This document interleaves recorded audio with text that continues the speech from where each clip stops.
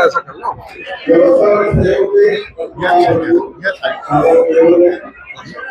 आज आज chamber of commerce के इस कार्यक्रम में राजनांदगांव में आदरणीय डॉक्टर रमन सिंह जी के मुख्य आतिथ्य में हम सब लोग उपस्थित हुए और चेंबर ने बहुत ही शानदार कार्यक्रम यहाँ व्यापारी साथियों के अवेयरनेस के लिए, राज्य की अर्थव्यवस्था को आगे बढ़ाने के लिए और सरकार के साथ एक उचित संवाद स्थापित करने की दृष्टि से हम सब ने मिलकर एक कार्यक्रम आयोजित किया।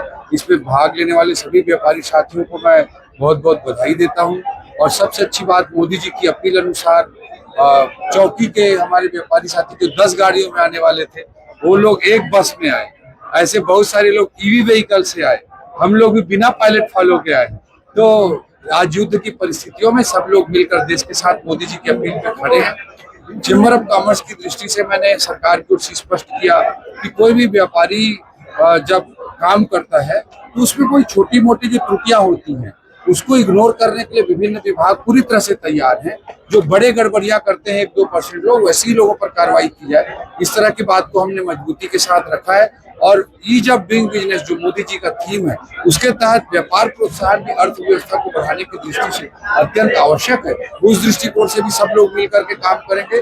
और जहां तक राजनांदगांव की दृष्टि से है, हमारी सरकार बनने के बाद हमारे मुख्यमंत्री जी के नेतृत्व में, डॉक्टर रमन सिंह जी के इनिशिएटिव से यहाँ पर बहुत सारे काम, चाहे सड़कों के काम, पुल के काम, इरिगेशन रिलेटेड काम, नगरीय प्रशासन से संबंधित काम, सबकी स्वीकृति बहुत तेजी से दी गई है। फिजियोथेरेपी कॉलेज हो, प्रयास विद्यालय, ऐसे अनगिनत काम यहाँ पे स्वीकृत किए गए हैं। और आगे भी राजनांदगांव और इस पूरे अंचल और पूरे प्रदेश के विकास में कोई कमी नहीं होने दी जाएगी। और जहां तक स्टेट कैपिटल रीजन का विषय है, कई बार अखबारों में राजनांदगांव का नाम रह जाता है तो उसके कारण कई कंफ्यूजन होता है। जो एक इंटीग्रेटेड प्लानिंग है, एक इकोनॉमिक जोन बनाने की दृष्टि से, ग्रोथ हब बनाने की दृष्टि से, उसमें नवा रायपुर, रायपुर, बिरगांव, दुर्ग, भिलाई, राजनांदगांव जैसे पूरे अंचल में शामिल होंगे। राजनांदगांव अनिवार्य रूप से उसका हिस्सा होगा।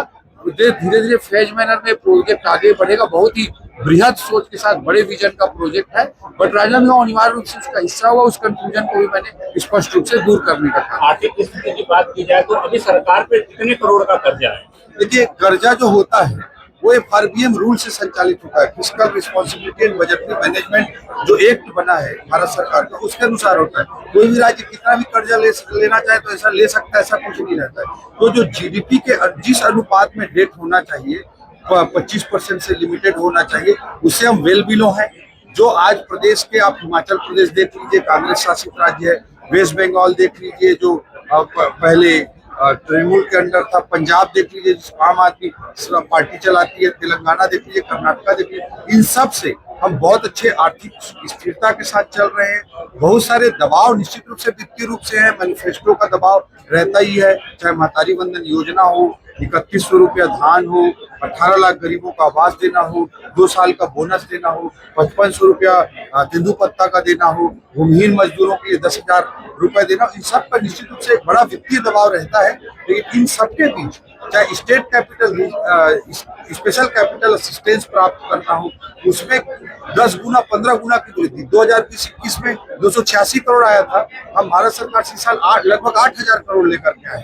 पेंशन में हमने बड़े फाइनेंशियल रिफॉर्म्स लाए, उसके कारण मध्य प्रदेश से लगभग 13,000 करोड़ हमको मिलने जा रहा है। और इस तरह से राजस्व वृद्धि के भी उपायों को साइंटिफिक तरीके से आगे बढ़ाने के काम किए, बहुत परिश्रम के साथ, वित्तीय स्थिरता के साथ प्रदेश चल रहा है। और इसमें जो वेलफेयर स्कीम्स है वो भी लागू हो रही हैं, और जो कैपिटल एक्सपेंडिचर है, रोड, मेडिकल कॉलेज, इस तरह की चीजें भी, टूरिज्म, ये सब चीजें भी हम आगे बढ़ाने का काम कर रहे हैं। प्रदेश में चैलेंजेस है, उन चैलेंजेस के बीच में वित्तीय स्थिरता के साथ हम आगे बढ़े। जो महंगाई बढ़ी, तो महंगाई की जो स्थिति है वो युद्ध के आपातकालीन परिस्थितियों के कारण आपातकालीन परिस्थिति जन्य स्थिति है।